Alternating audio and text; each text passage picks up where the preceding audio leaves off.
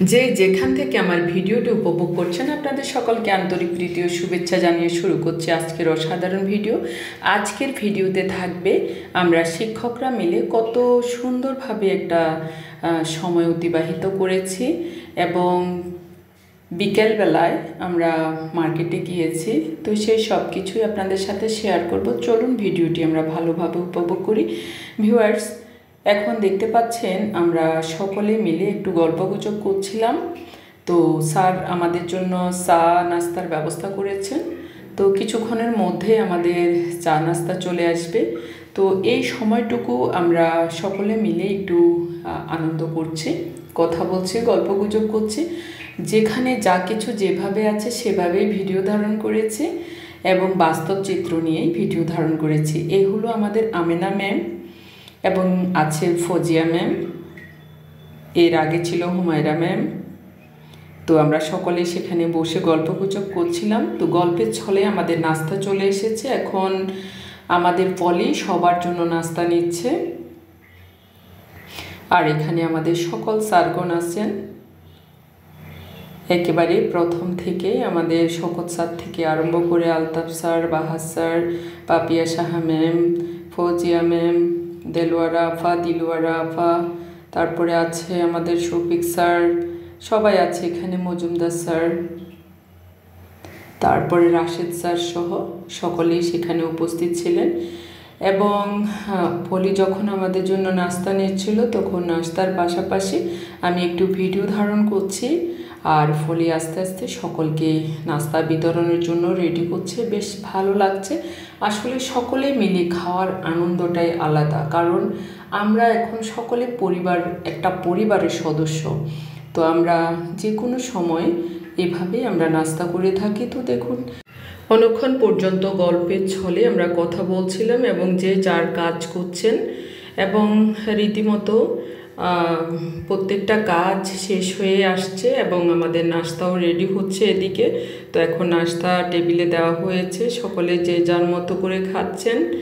তো আমিও খাচ্ছি আর আমাদের সকল শিক্ষকগণ খাচ্ছেন। নুরু ভাই, ফলিয়াফা আমাদের জন্য নাস্তা রেডি করছেন। বেশ আনন্দ এবং সুন্দর একটা সময় অতিবাহিত করেছি এবং এদের সাথে থাকার যে আনন্দ, সে আনন্দ আমি আপনাদেরকে বুঝিয়ে বলতে পারবো না। কারণ পরিবারের সদস্যবৃন্দ যখন একসাথে বসে খাওয়া দাওয়া করে, ঘোরাফেরা করে বা যে কোনো জায়গায় একসাথে মিলিত হয়, তখন সেই আনন্দটা প্রকাশ করার মতো না।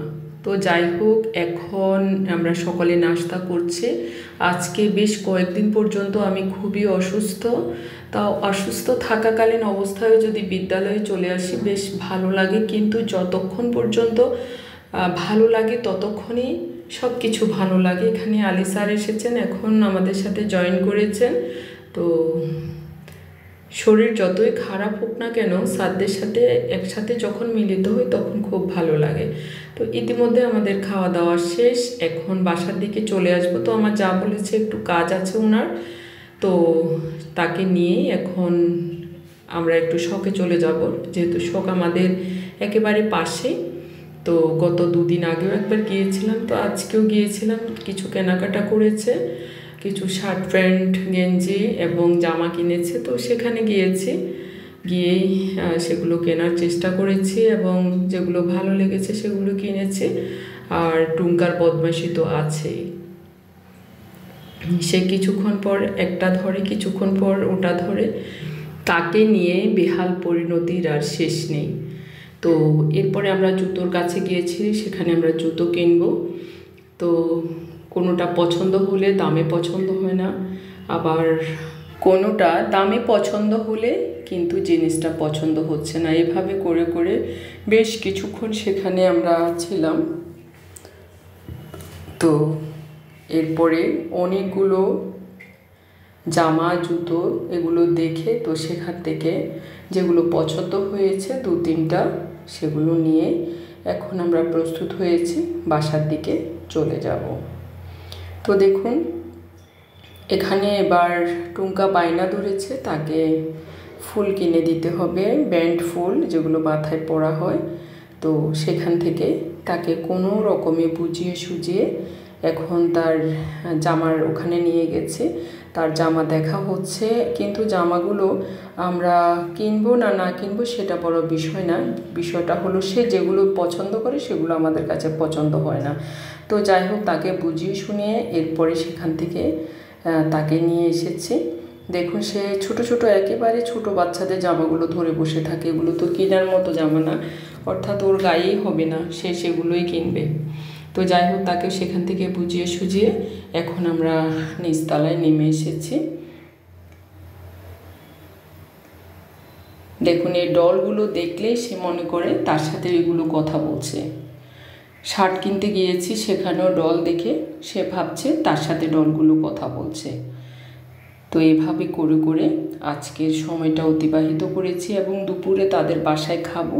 তো ভিউয়ার্স, আজকের ভিডিওটি ভালো লেগে থাকলে লাইক কমেন্ট সাবস্ক্রাইব করে আমার পাশে থাকবেন। ধন্যবাদ সকলকে।